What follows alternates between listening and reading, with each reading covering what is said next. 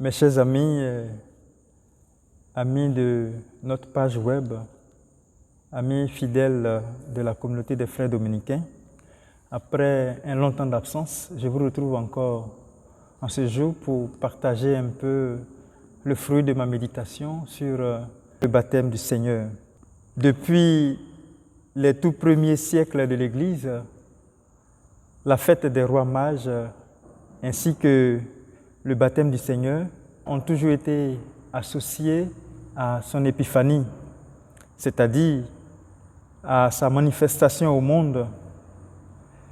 Les mages représentaient les nations païennes à qui le Sauveur est présenté, tandis que le baptême de Jésus par Jean le Baptiste va marquer le début de son ministère public et la voix de Dieu de nous révéler toute l'identité de notre Christ.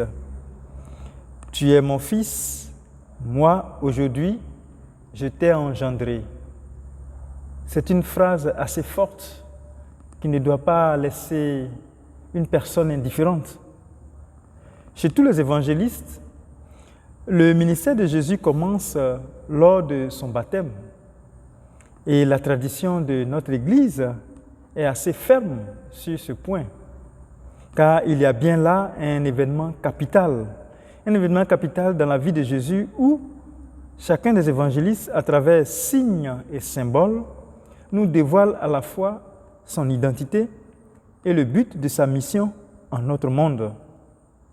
On pourrait penser avec Saint Luc qui nous peint un tableau avec des touches subtiles qui lui sont propres, et cela pour nous présenter la bonne nouvelle du salut. Certes, on peut distinguer qu'il y a l'eau et la présence d'une foule. Il y a la voix de Dieu et celle d'une colombe. Mais il y a surtout au milieu d'eux la présence de ce Jésus qui prie. La scène du baptême qui se trouve ainsi décrite, mes chers frères, je me dois de vous le dire, de vous le préciser que le baptême que recevait Jésus à cette époque-là, ce n'était pas encore un baptême chrétien.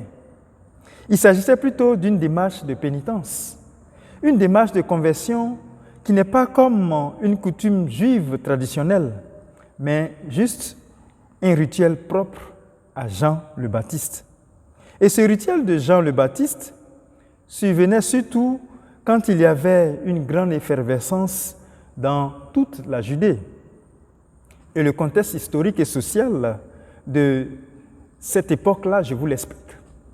Il y avait que la voix du dernier prophète s'était éteinte en l'an 450, plutôt avant, avec la mort du prophète Malachi. Le pays était aussi sans roi depuis près de 600 ans. Le pays était constamment occupé par des envahisseurs païens.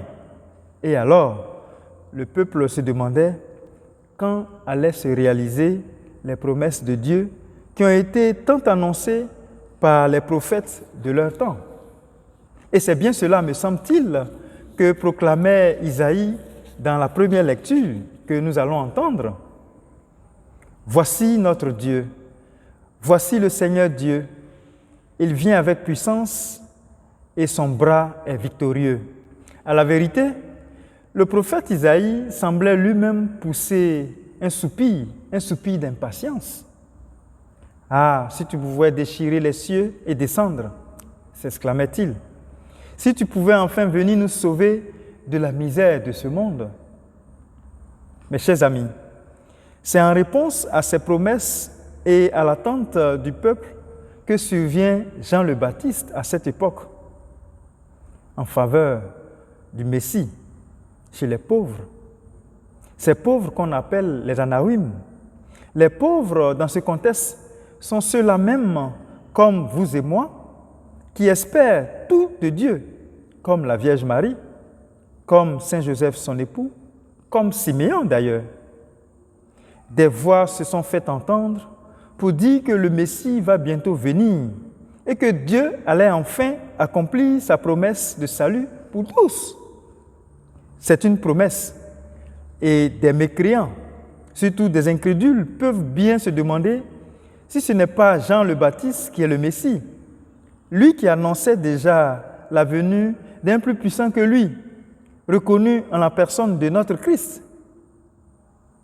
En tout, ils avaient raison de s'étonner de la présence du Sauveur dans les eaux du Jourdain. Même Jean-Baptiste était aussi déconcerté par ce Messie qui prend place parmi les pécheurs et les plus pauvres. Mes chers amis, cette même question s'impose à nous en cette fête du baptême du Seigneur. Que fait là un Jésus qui est désigné comme le sauveur de l'humanité? Pourquoi se fait-il baptiser, lui qui est Dieu? À ces interrogations, Saint Luc nous donne une réponse assez claire et il nous raconte que, comme tout le peuple se faisait baptiser et qu'après avoir été baptisé, lui aussi, Jésus priait, le ciel s'ouvrit. C'est bien là le signe de la présence de Dieu à nos côtés. La présence de tout le peuple lors du baptême de Jésus est propre à Luc. Il veut ainsi nous rappeler que le Fils de Dieu assume pleinement notre condition humaine.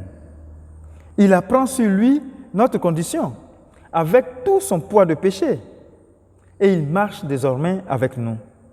Il est parmi nous comme le grand priant, l'unique médiateur. En plaçant Jésus parmi tout le peuple, il me semble que l'évangéliste Luc veut nous montrer à quel point Jésus s'est lié à notre humanité en se faisant solidaire des hommes et des femmes de ce monde en quête de salut et de pardon, et qui sont représentés par cette foule descendant dans les eaux du Jourdain à l'appel de Jean le Baptiste. Un autre élément assez important dans ce récit du baptême de Jésus, c'est surtout la voix de Dieu. Cette voix a de l'être, déchire les cieux et vient réaliser le rêve du prophète Isaïe. Mieux, cette voix nous dévoile l'identité même de Jésus qui est liée à sa mission d'envoyer du Père. Jésus est le Fils bien-aimé du Père.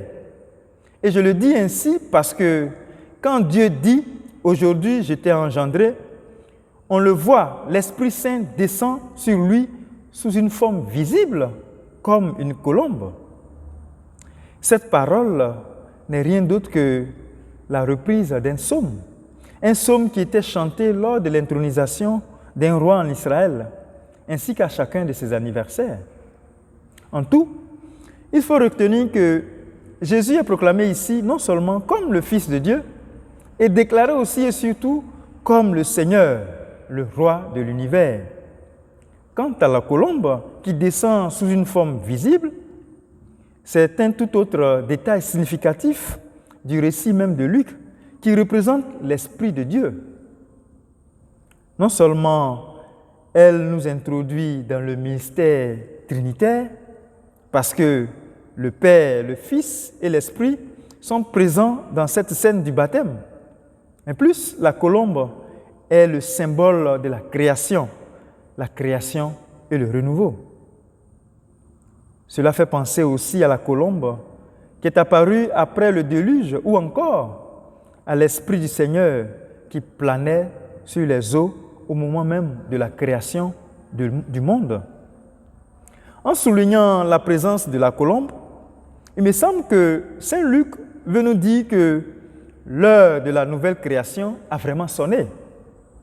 Il nous faut adhérer à la vie même de Dieu, car non seulement Jésus est Dieu avec nous, mais il est aussi le Dieu de miséricorde pour nous.